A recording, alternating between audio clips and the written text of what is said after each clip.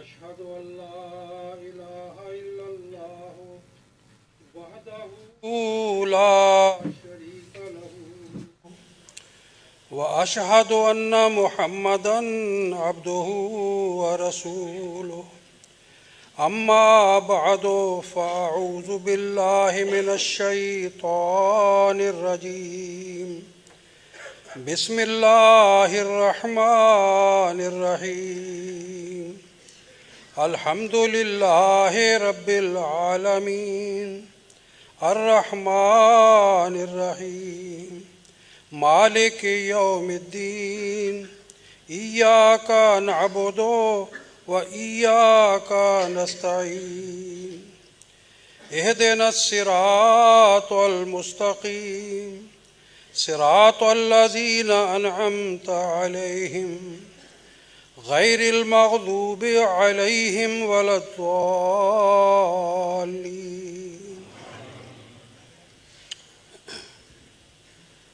काबिल एहतराम सदर जलसा और मुअज़्ज़ज़ हाज़रीन, যেমনটি আপনারা শুনেছেন যে আমাকে সৈয়দনা হযরত আকদাস আল মুসলিম মাউদ রাদিয়াল্লাহু তাআলা আনহু ওনার বক্তব্য কিছু বলবো। আজ থেকে ঠিক 100 বছর পূর্বে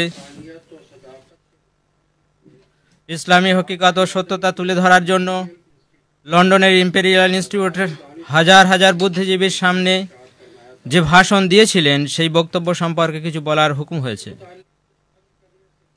এই বক্তব্য সম্পর্কে কিছু বলার আগে আমি সৈয়দনা হযরত আকদাস মসিহ মাউদ আলাইহিস সালামের একটি স্বপ্ন এই সুযোগে রাখতে চাই। হযরত আকদাস মসিহ মাউদ আলাইহিস সালাম বলেন যে এমনই পশ্চিম দিক থেকে ইসলামের সূর্য উদিত হবে, আমি তার উপরে ঈমান রাখি, কিন্তু এই অধমের উপরে যে একটি স্বপ্ন দেখানো হয়েছে তা হলো এই যে পশ্চিম দিক থেকে সূর্যের উদিত হওয়া, তার অর্থ হলো যে প্রাচীন কাল থেকে অন্ধকার, অবিশ্বাস ও বিভ্রান্তির মধ্যে থাকা পশ্চিমা দেশগুলো ধার্মিকতার সূর্য দ্বারা আলোকিত হবে আর তারা ইসলাম থেকে একটি অংশ পাবে। আর আমি দেখলাম আমি লন্ডন শহরে একটি মিম্বরে দাঁড়িয়ে আছি আর ইংরেজি ভাষায় অত্যন্ত যুক্তিপূর্ণ বক্তব্য দিয়ে ইসলামের সত্যতা প্রকাশ করছি। তারপরে আমি অনেকগুলো পাখি ধরলাম যারা ছোট ছোট গাছে বসেছিল আর তাদের রং ছিল সাদা এবং সম্ভবত তাদের শরীর তিতর অর্থাৎ জলময়ূরের মতো শরীর। তাই আমি এই স্বপ্নের ব্যাখ্যা এইভাবে করেছি যে যদিও আমি না থাকলেও আমার লেখা এই লোকদের মধ্যে ছড়িয়ে পড়বে এবং অনেক ন্যায়পরায়ণ ইংরেজ লোক সত্যতার শিকার হবে। ইজাউল আওয়াম রুহানি খাজাইন ৩য় খণ্ড পৃষ্ঠা নাম্বার ৩৭৬ থেকে ৩৭৭। এই স্বপ্নের সত্যতা এইভাবে প্রকাশ পেয়েছিল যে 1924 সালের শুরুতে ইংল্যান্ডের ওয়েলমলি শহরের প্রদর্শনীয় একটি সমাজতান্ত্রিক নেতা স্যার উইলিয়ামস লাফেন্স হেয়ার পরামর্শ দিয়েছিলেন যে এই বিশ্ব প্রদর্শনীর সহিত একটি ধর্মীয় সম্মেলন করা হবে যেখানে ব্রিটিশ রাজত্বের বিভিন্ন ধর্মের প্রতিনিধিদের এই সম্মেলনে অংশগ্রহণের জন্য আমন্ত্রণ জানাতে হবে এবং তারা এই প্রদর্শনীতে অংশগ্রহণ করবে। তারা তাদের নিজ নিজ ধর্মের নীতির উপর আলোকপাত করবে। লন্ডনের ইম্পেরিয়াল ইনস্টিটিউটে এই প্রদর্শনীয় জায়গা নির্ধারণ করা হলো এবং 22 সেপ্টেম্বর 1924 থেকে 13 অক্টোবর 1924 পর্যন্ত এর দিন নির্ধারণ করা হয়। বক্তাদের মধ্যে হিন্দু ধর্ম, ইসলাম ধর্ম, বৌদ্ধ ধর্ম, পার্সি ধর্ম, চীনী ধর্ম, শিম ধর্ম, সুফিবাদ, ব্রহ্ম সমাজ, আর্য সমাজ, কনফুসিয়াস দাওয়াত দেওয়া হয়েছিল। হযরত খলিফাতুল মসিহ সানি রাদিয়াল্লাহু তাআলা আনহু যখন প্রদর্শনীর কর্তৃপক্ষের পক্ষ থেকে আমন্ত্রণ পত্র পেলেন তখন তিনি রাদিয়াল্লাহু তাআলা আনহু এটাকে ইসলাম প্রচারের সুবর্ণ সুযোগ মনে করে দোয়া ও পরামর্শের সহিত লন্ডনে যাওয়ার জন্য মনস্থির করে নেন। হুজুরের এই যাত্রাকে ফলস্বরূপ এবং বক্তৃতার দ্বারা যেখানে ইসলামের বৃহত্তর প্রচারের শুরু হয়েছিল, সেখানে হুজুর আকদাস রাদিয়াল্লাহু আনহু ইউরোপে অবস্থিত আহমদী মিশন এবং ইউরোপে ইসলাম প্রচারের পরিকল্পনাকে লক্ষ্য করে একটি বৃহত্তর পরিকল্পনা তৈরি করেছিলেন। হুজুর আকদাস রাদিয়াল্লাহু আনহু এই সম্মেলনের উপলক্ষে কিছু স্বপ্ন দেখেছিলেন, যার বর্ণনা এখানে করার প্রয়োজন মনে করি। হযরত মুসলিম মাউদ রাদিয়াল্লাহু আনহু স্বপ্নতে দেখেন যে তিনি রাদিয়াল্লাহু আনহু লন্ডনে অবস্থান করছেন এবং একটি সভায় অংশগ্রহণ করেছেন। সেই সভার মিস্টার লাইট জর্জ, প্রাক্তন প্রধানমন্ত্রী ইংল্যান্ড, বক্তব্য দিচ্ছেন। তৎক্ষণাৎ তার অবস্থার পরিবর্তন ঘটে। তিনি একটু ভীত হয়ে বললেন যে আমার নিকট এখন খবর এসেছে যে মির্জা মাহমুদ ইমাম জামাত আহমদিয়ার সৈন্য ঈসাই সেনাবাহিনীকে পরাস্ত করে আগিয়ে আসছে আর মসিহের সেনাবাহিনী পরাস্ত হয়েছে। দ্বিতীয় স্বপ্ন, যেটি সবার 2-3 মাস পূর্বে ছিল, তিনি রাদিয়াল্লাহু আনহু দেখেন যে আমি ইংল্যান্ডের সমুদ্রের তীরে দাঁড়িয়ে আছি, ঠিক যেমন কিনা কোনো সতেজ ব্যক্তির ন্যায়, এবং আমার পোশাক ছিল যুদ্ধের পোশাকের ন্যায়। আমি একজন সেনাপ্রধানের ন্যায় অবস্থান করছি। তখন আমি মনে করছি এখানে কোনো যুদ্ধ হয়েছে এবং এই যুদ্ধে আমি বিজয় লাভ করেছি, এবং তারপরে আমি একজন বিচক্ষণ সেনাপ্রধানের ন্যায় মাঠের দিকে দেখছিলাম। এখন আমি এই বিজয়ের দ্বারা সর্বোচ্চ সুবিধা অর্জন কেমন করে করব? তখন একটি আওয়াজ আসলো, উইলিয়াম দা কনকুরিয়ার, অর্থাৎ উইলিয়াম বিজয়ী। এই স্বপ্ন এবং হযরত আকদাস মসিহ মাউদ আলাইহিস সালামের স্বপ্ন হতে স্পষ্ট বোঝা যায় যে হযরত মুসলিম মাউদ রাদিয়াল্লাহু আনহু এই ইংল্যান্ড যাত্রা এবং আপনার বক্তৃতা কেবলমাত্র সফলতার মাধ্যমে সম্পন্ন হবে না, বরং অন্যান্য ধর্মের উপর একটি মহান বিজয় অর্জন করবে। ঠিক সেই সময় প্রকার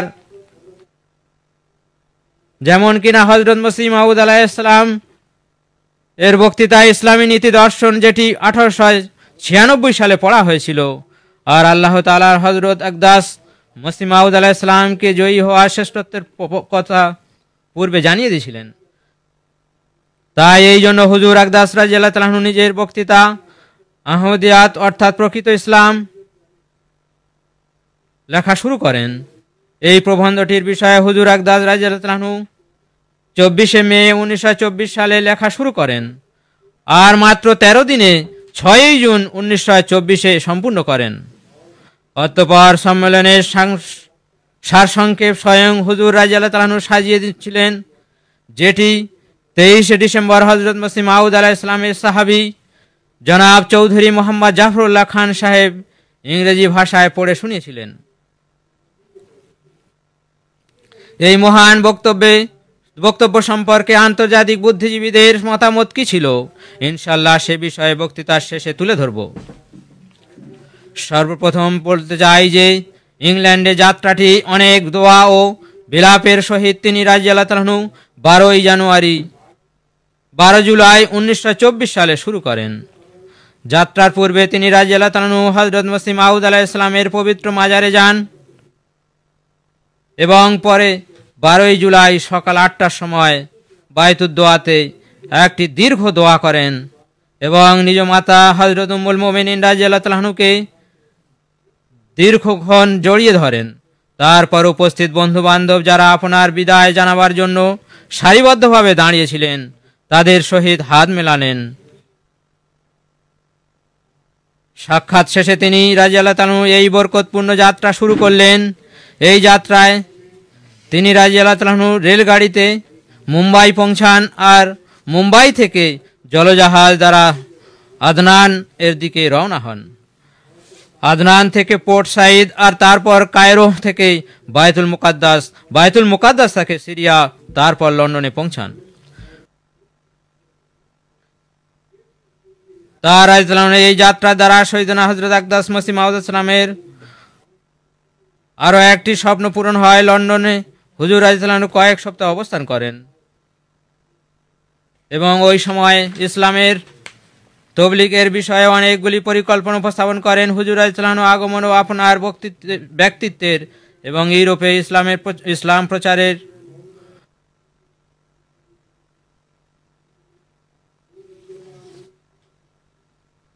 হুজুর রাদিয়াল্লাহু আনহু এখানে কয়েক সপ্তাহ থেকেছিলেন এবং অনেক তাহরিক করেছিলেন। হুজুর রাদিয়াল্লাহু আনহু আগমন ও আপনার ব্যক্তিত্বের এবং ইউরোপে ইসলাম প্রচারের আপনার প্রচেষ্টার চর্চা ব্রিটিশ সংবাদ মাধ্যমে প্রকাশিত হয় এবং কিছু পক্ষপাতদুষ্ট ক্যাথলিকগণ সংবাদ মাধ্যমে লিখেছিলেন যে ইনি ইসাইদের বিরুদ্ধে এক ষড়যন্ত্র করছে। আর কিছু সংখ্যক সংবাদ মাধ্যম লিখেছিল যে ইংল্যান্ডে আগত লর্ডদেরকে এত কভারেজ দেওয়া হয় না যতটা আহমদিয়া জামাতের আমিমাকে দেওয়া হয়েছে।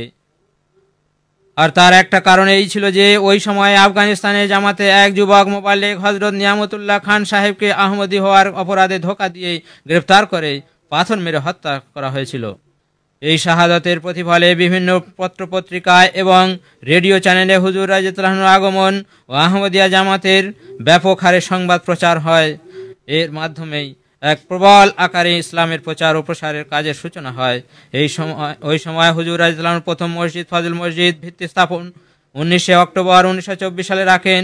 ওই মসজিদের ভিত্তি তিনি বলেন, আমি মির্জা বশির উদ্দিন মাহমুদ আহমেদ খলিফাতুল মসজিদ দ্বিতীয় আহমদিয়া জামাতের ইমাম, যার মার্কাজ বা কেন্দ্রস্থল কাদিয়ান, ভারতের পাঞ্জাবে অবস্থিত। খোদা তাআলার সান্নিধ্য লাভের জন্য এবং কেবল এই উদ্দেশ্যকে ইংল্যান্ডে ও খোদা তাআলার মহিমা ও গুণকীর্তন উচ্চারিত হোক আর ইংল্যান্ডের লোকেরাও সেই বরকত থেকে অংশ লাভ করুক যা আমরা পেয়েছি। আজ 20 রবিউল আউয়াল 1343 হিজরি অনুযায়ী 19 অক্টোবর 1924 সালে এই মসজিদের ভিত্তি স্থাপন করা হচ্ছে। আর মহান আল্লাহ তাআলার নিকট এই দোয়া কামনা করি যে এই মসজিদে নেকি, তাকওয়া, ইনসাফ ও ভালোবাসার কেন্দ্রস্থল বানিয়ে দিক এবং এই মসজিদকে হযরত মুহাম্মদ মুস্তাফা সাল্লাল্লাহু আলাইহি ওয়াসাল্লাম খাতামুন নবীন ও হযরত মসিহ মাউদ আলাইহিস সালাম ও নায়েবে রাসূল সাল্লাল্লাহু আলাইহি ওয়াসাল্লামের আধ্যাত্মিক জ্যোতি এই দেশে ও অন্যান্য দেশে ছড়িয়ে পড়ুক আর এই মসজিদ যেন রুহানি সূর্যের ন্যায় কাজে আসে।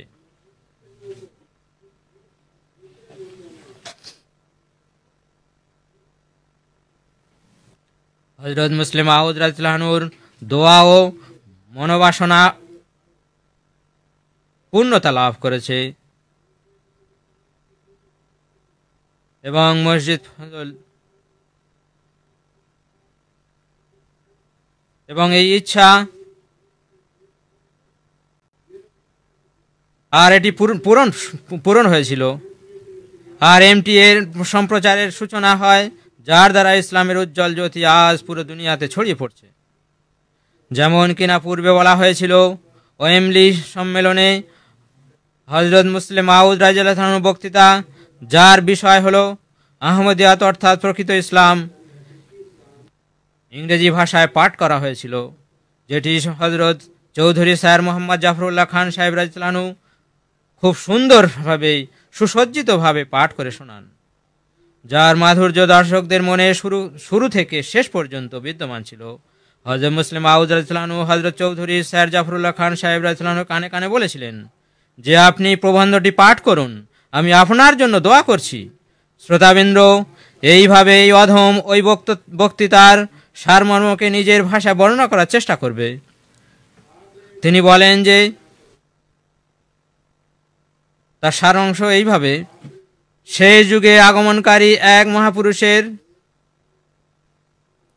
সুসংবাদ প্রত্যেক ধর্মের নেতারা দিয়েছেন এবং আরও বলেন যে হযরত আকদাস মির্জা গোলাম আহমেদ কাদিয়ানী আলাইহিস সালাম, যিনি মুসলমানদের জন্য ইমাম মাহদি ও খ্রিস্টানদের জন্য মসিহ মাউদ, আসলে তিনি সেই মাউদ নবী যার আগমনের জন্য সারা বিশ্ব অপেক্ষায় আছে এবং আপনি সেই মহাপুরুষ যিনি কোরআন করিমের সঠিক শিক্ষা ও ইসলামের আসল রূপ পৃথিবীর সামনে উন্মোচন করেছেন।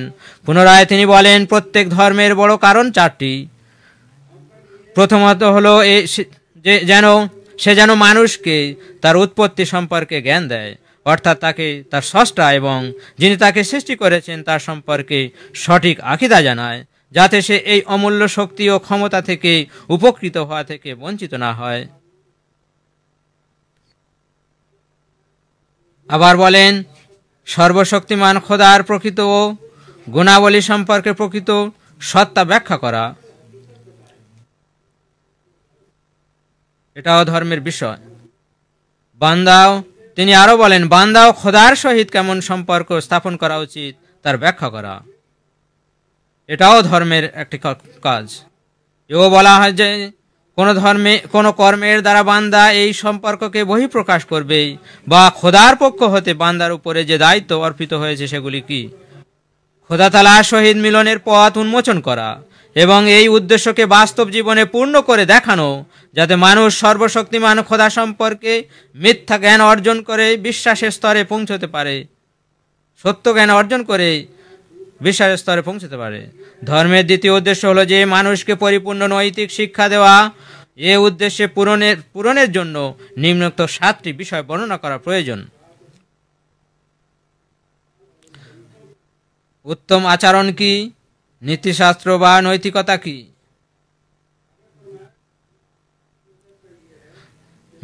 ধর্মের দ্বিতীয় বিষয় হলো এটাই যে এই উদ্দেশ্য পূরণের জন্য নিম্নোক্ত 7টি বিষয় বর্ণনা করা হয়েছে প্রয়োজন। সেই 7টি বিষয় হলো এই: উত্তম আচরণ কি? উত্তম আচরণ কি? যেটি সঠিক ধর্ম সেটাই বলবে। দ্বিতীয়, নীতিশাস্ত্র বা নৈতিকতা কি? উত্তম আচরণ বিভিন্ন স্তরগুলি কি কি? নাম্বার 4, কোন ধর্মকে মন্দ আর কোন ধর্মকে ভালো বলা যেতে পারে? 5, সেই পদ্ধতিগুলি কি কি যার দ্বারা মানুষ উত্তম আচরণ অবলম্বন করতে পারে?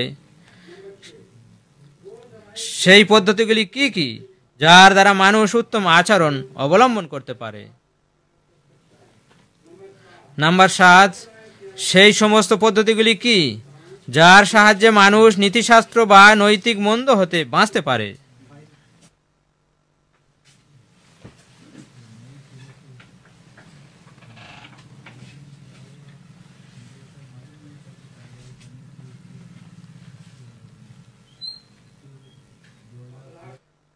আদর্শ নৈতিকতার বর্ণনায় এই 7টি বিষয় উল্লেখ করা অত্যন্ত গুরুত্বপূর্ণ, কারণ এগুলি ছাড়া এর উদ্দেশ্য কখনোই পূর্ণ হতে পারে না। ধর্মের তৃতীয় উদ্দেশ্য হল মানব জাতির সভ্যতার মৌলিক প্রয়োজনগুলির সমাধান করা, কারণ যখন মহান আল্লাহ তাআলা মানুষকে সামাজিক প্রকৃতির অধিকারী করে সৃষ্টি করেছেন, তখন এটি প্রয়োজন হয়ে যায় যে তিনি এমন কিছু মৌলিক নীতি প্রণয়ন করুন যার মাধ্যমে পৃথিবীতে শান্তি ও শৃঙ্খলা প্রতিষ্ঠিত হতে পারে। এই নীতিগুলির সাহায্যে প্রত্যেক শ্রেণী ও সম্প্রদায় তাদের নিজ নিজ অধিকারের মধ্যে থাকবে এবং কেউ কেউ ইচ্ছাকৃতভাবে বা অনিচ্ছাকৃতভাবে অন্যের অধিকার হরণ করতে পারবে না।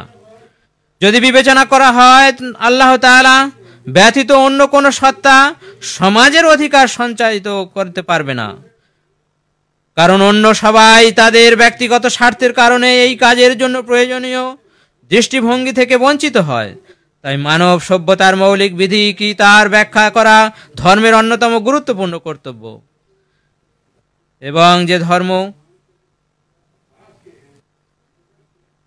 এবং ধর্মের যে উদ্দেশ্য পূরণ করে না সে ধর্ম বলার যোগ্য নয়।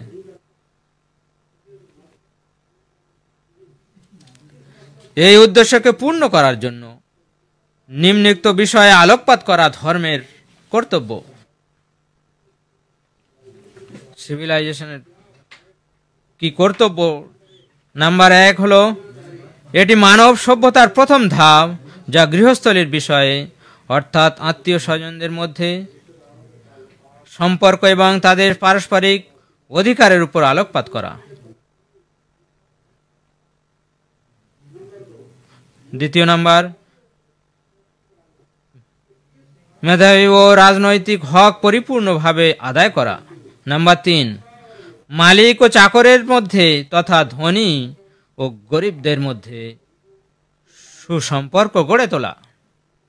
নাম্বার 4, এই পদ্ধতিতে এক ধর্মের মানুষের অন্য ধর্মের মানুষের প্রতি বা এক রাজার প্রজাগণ অন্য রাজার প্রজাগণের সহিত যে আচরণ করা উচিত তার উদ্ধার।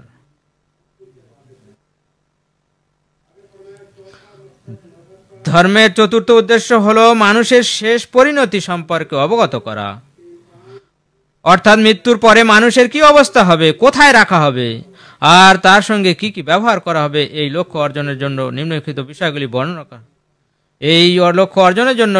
বিষয়গুলি বর্ণনা করা উচিত।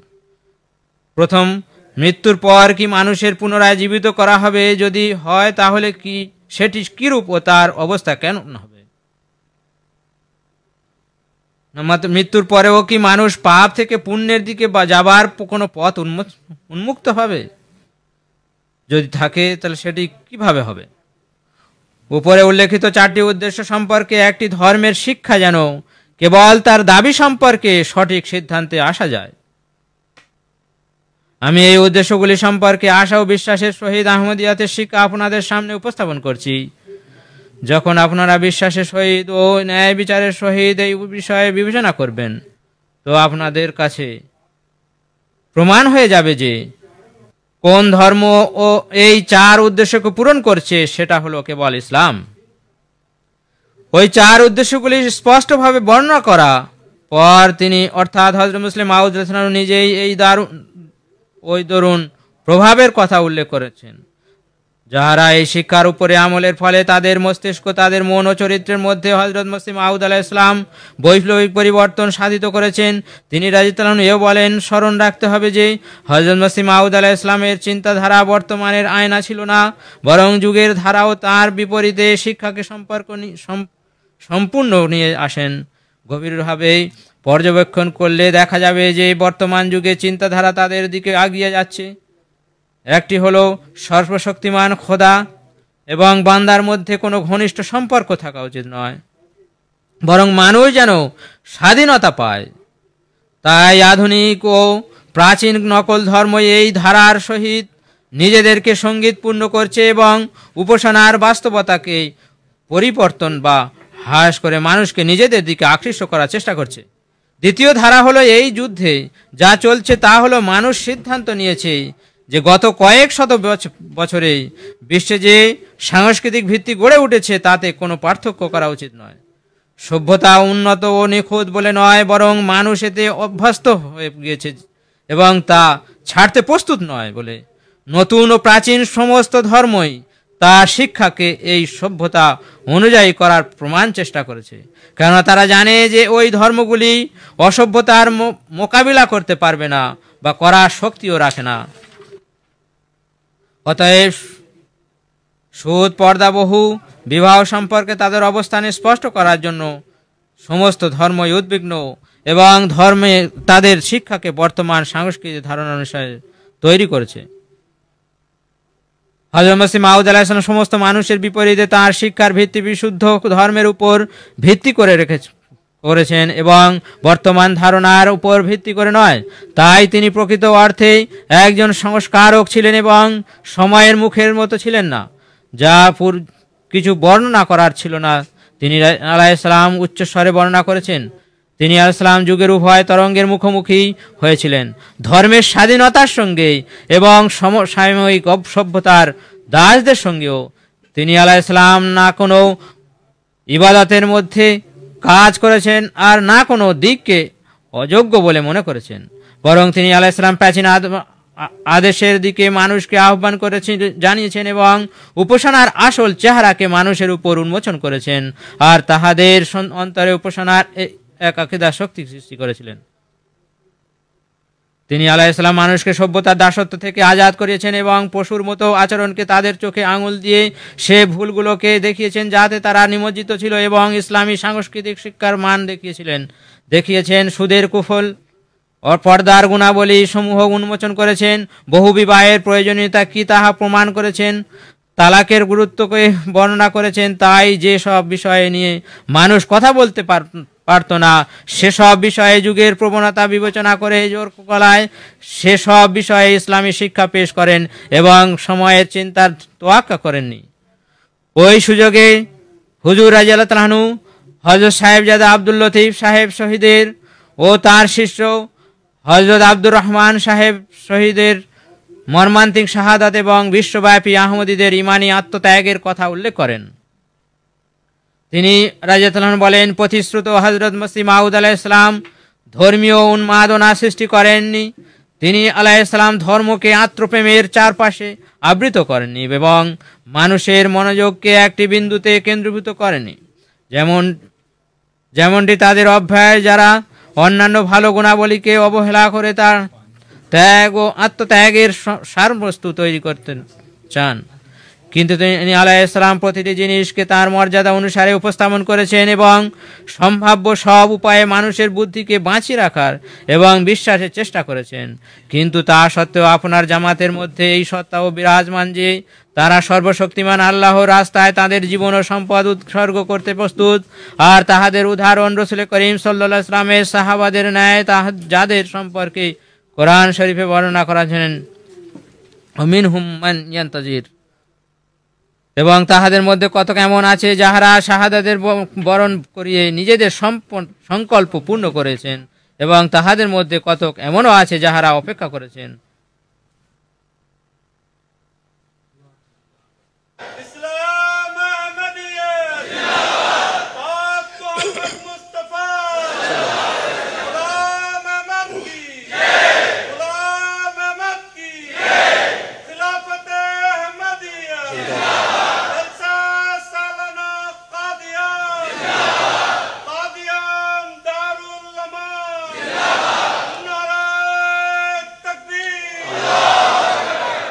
হযরত মসিহ মাউদ আলাইহিস সালাম দ্বারা আহমদীদের মধ্যে যে নেকির অভ্যাস তৈরি হয়েছে সে সম্পর্কে তিনি বর্ণনা করেন যে আহমদীরা পোশাক আশাক ও চালচলন অন্যদের থেকে ভিন্ন, কিন্তু প্রতিশ্রুত হযরত মসিহ মাউদ আলাইহিস সালামের শিক্ষা তাদের উপর এমনভাবে প্রভাব ফেলেছে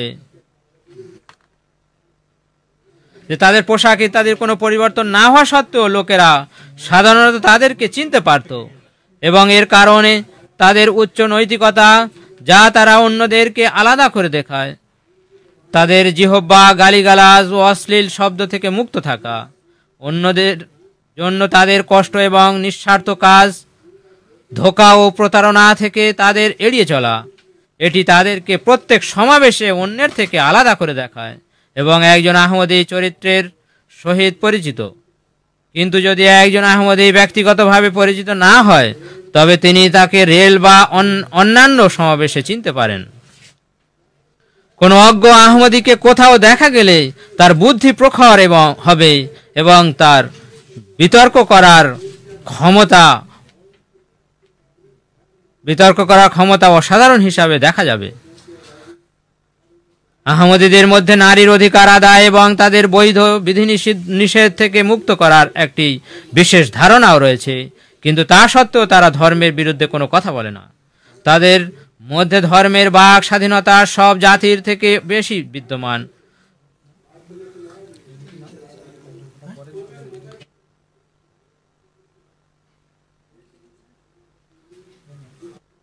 হযরত মসিহ মাউদ সালাম আহমদিয়া জামাতে যে বিরাট পরিবর্তন এনেছিলেন তা হলো ধর্মকে পার্থিব বস্তুর উপরে প্রাধান্য দেওয়া বা ধর্মকে বিশ্বের সামনে তুলে ধরার অনুভূতি।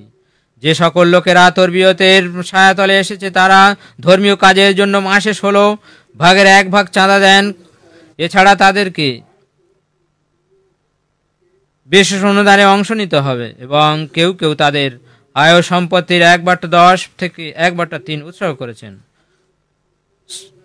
শ্রোতাবৃন্দ, হযরত মসিহ মাউদ সালাম এই মহান আধ্যাত্মিক অলৌকিক ঘটনা এবং কার্যকারিতার প্রভাব অপরের উপর ফেলে বরং তা আহমদিয়ার শত্রুদের উপরও তারা এটাও বলতে বাধ্য হয় যে ইসলামী জীবনের সর্বোত্তম উদাহরণ যদি কোথাও দেখতে হয় তাহলে তা কাদিয়ানের বস্তিতে দেখা হয়। শ্রদ্ধেয় শ্রোতাবন্ধু, এই মহান বক্তৃতা যেটি শ্রোতাদেরকে 1 ঘন্টা পর্যন্ত বিস্ময় করে রেখেছিলেন, সবাই খুব মনোযোগ সহকারে ও ধৈর্যের সাথে তা শুনেছিল। অনেক বুদ্ধিজীবীও এ সম্পর্কে তাদের মতামত উপস্থাপন করেছিলেন, যার মধ্যে সেই সময় একটি পত্রিকা ম্যানচেস্টার সার্বিয়ান হতে কেবলমাত্র একটি উপস্থাপন আমি তুলে ধরছি। এই সম্মেলনে একটি আলোড়ন সৃষ্টিকারী ঘটনা যেটি এই সময় প্রকট হয় যেটি আজ বিকালে ইসলামের একটি নতুন ফিরকা অর্থাৎ সম্প্রদায় এর কথা উল্লেখ করেছিলেন।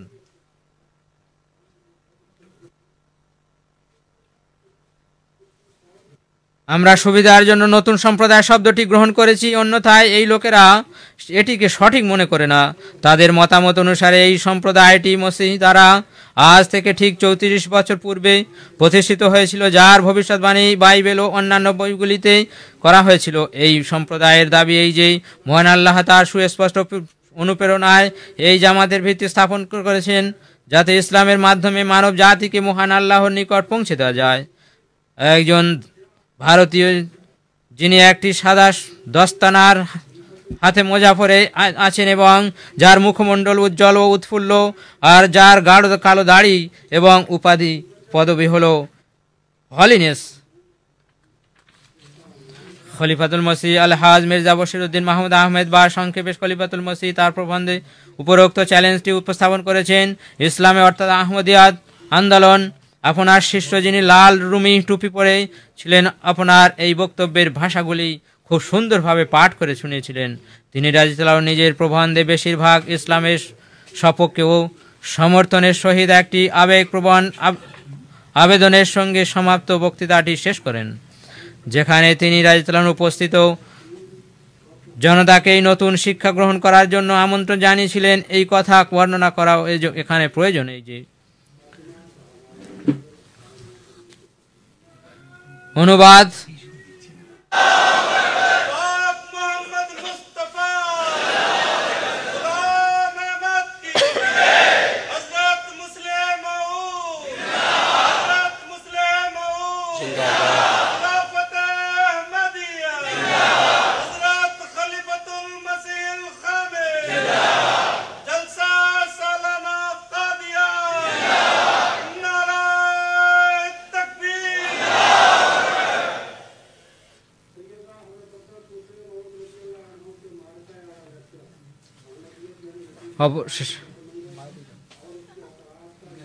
হযরত মসিহ মাউদ ইসলামের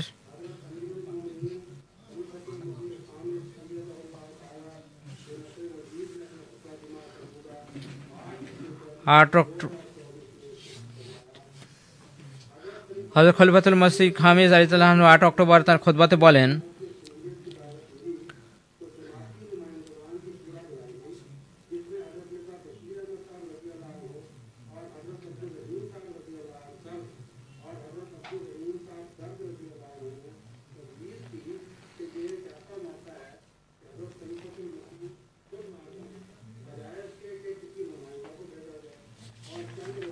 এর মাঝখানের পেজগুলো কোথায়?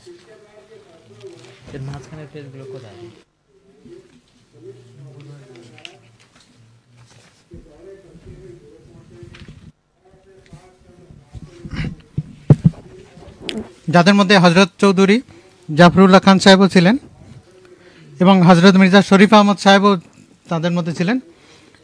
অর্থাৎ হজরত মির্জা শরীফ আহমদ সাহেব এবং হজরত চৌধুরী জাফরুল্লাহ খান সাহেব এই দুজনে তারা নিজেদের খরচে ইউরোপে পৌঁছেছিলেন এবং হজরত খলিফাতুল মসিহ সানি রাদিয়াল্লাহু আনহু নিজের ব্যক্তিগত খরচে ইউরোপে গেছিলেন। যাই হোক, খলিফাতুল মসিহ সানি রাদিয়াল্লাহু আনহু ইটালি এবং সুইজারল্যান্ড হয়ে লন্ডনে পৌঁছান 22 আগস্ট।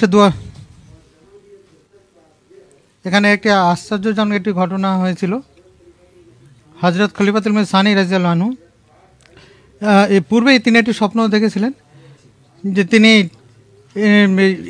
ইংল্যান্ডে গিয়ে পৌঁছেছেন একটি নদীর তীরে এবং সেখানে একটি সফল জার্নাল এর মতো আর কি কমান্ডারের মতো তিনি সেখানে উপস্থিত হয়েছেন।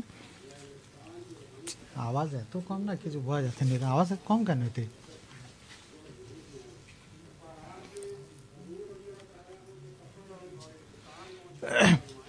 সেখানকার স্থানীয় সংবাদপত্রগুলো হুজুরের এই ভ্রমণের বৃত্তান্ত খুবই বিস্তারিতভাবে ছাপেন এবং ইউরোপ থেকে তিনি সেখানে ভিক্টোরিয়াতে তিনি যান এবং তিনি এবং তার সাথে যারা ছিলেন আর কি ভ্রমণ সঙ্গী, তারা সেখান থেকে অন্য একটি জামাতে সেখানে পৌঁছান এবং পরে আর কি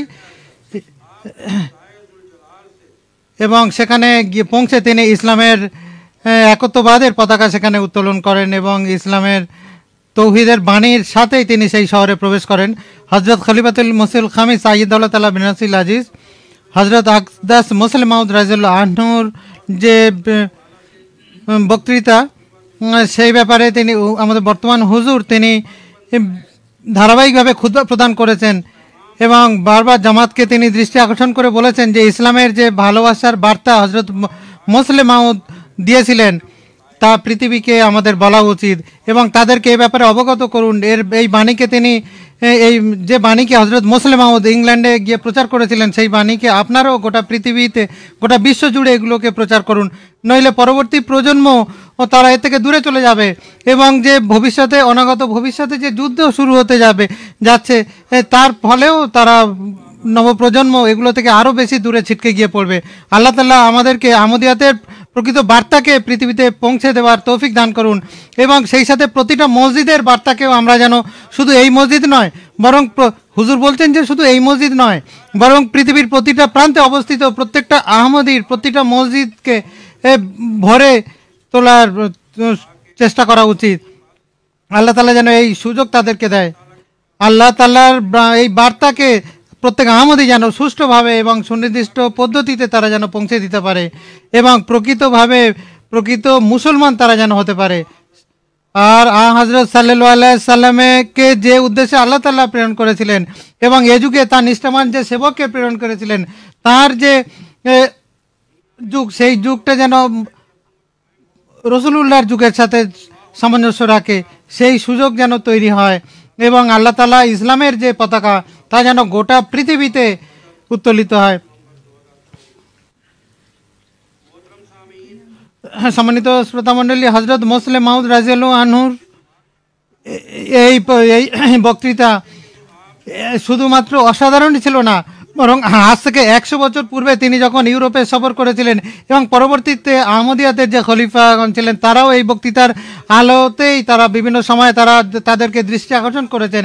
ইউরোপবাসী সহ গোটা পৃথিবী জুড়ে তাদের পৃথিবীবাসীদের দৃষ্টি আকর্ষণ করেছেন, যার রূপরেখা হজরত মুসলিম মাউদ রাদিয়াল্লাহু আনহু তৈরি করেছিলেন এবং এ ব্যাপারে তারা দিন রাত সেবা করে চলেছেন। এখন শেষে হজরত আকদাস মুসলিম মাউদ রাদিয়াল্লাহু আনহুর কিছু নির্দেশনা পড়ে আমি আমার বক্তৃতাকে শেষ করব,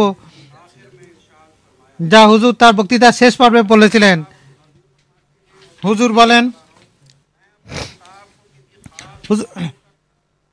হুজুর বলছেন যে আমি আমার ভাষণকে কোনো জাতির মধ্যে আমি সীমাবদ্ধ রাখিনি এবং বিশেষ দেশ আমি গোটা বিশ্ব জুড়ে সেই খোদা তাআলার বার্তাকে আমি পৌঁছে দেওয়ার আহ্বান জানাচ্ছি, যা কোনো জাতির মধ্যে কোনো জাতি, কোনো ধর্মের মানুষের মধ্যে কোনো বিভাজন বা কৃপণতা করেননি।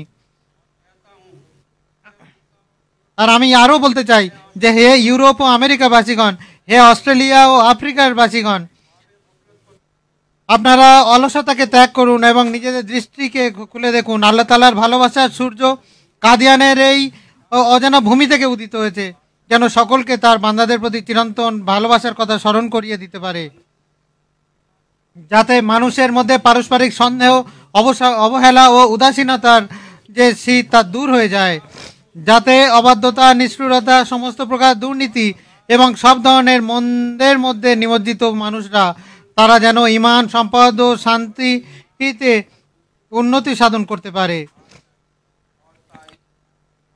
আর যে অন্ধকার এতদিন গুহাতে নিমজ্জিত ছিল, যেগুলোতে যারা দিন যাপন করত, সেগুলি থেকে তারা যেন বেরিয়ে আসে, যাতে বিশ্বে আল্লাহর ফেরেশতা সারিদের সাথে তারা অন্তর্ভুক্ত হয়ে যায় এবং আন্তরিক হৃদয়ে খোদার বান্দাদের সাথে তারা মিলিত হতে পারে এবং শয়তানের বিষাক্ত খপ্পর থেকে তারা যেন বেরিয়ে আসতে পারে। হে পূর্ব পশ্চিমের বাসিন্দারা, তোমরা আনন্দ করো এবং তোমাদের হৃদয় থেকে বিষণ্ণতা দূর করো। যে মুক্তির জন্য তোমরা অপেক্ষা করছিলে, অবশেষে সে তোমাদের কাছে এসেছেন। আজ তোমাদের জন্য দুঃখ করা ঠিক হবে না।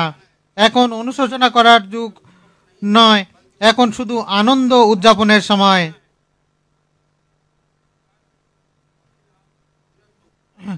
তাই আশা ও আকাঙ্ক্ষার সাজ দিয়ে নিজেদেরকে সুসজ্জিত করে তুলুন এবং পবিত্র অলঙ্কারে সজ্জিত হয়ে যান, যে আপনাদের দীর্ঘদিনের ইচ্ছা এখন পূরণ হতে চলেছে। আপনাদের প্রভু স্বয়ং আপনাদের বাড়িতে এসেছে। এখন আসুন আমরা সবাই আমাদের মধ্যে যে পারস্পরিক বিবাদ দ্বন্দ্বকে আমরা ভুলে গিয়ে সেই রসুলের হাতে আমরা সমবেত হই এবং তার প্রশংসার গুণকীর্তন করি। আমরা তার প্রশংসার কবিতা পাঠ করি, তার আঁচলকে শক্ত করে যেন ধরি, আর আমরা যেন কখনো এরপর থেকে যেন বিচ্ছিন্ন না হই। আমিন ও আখির দোয়ানা আলহামদুলিল্লাহ রাব্বিল আলামিন। মাঝখান থেকে অনেক ছেড়ে দিয়েছেন।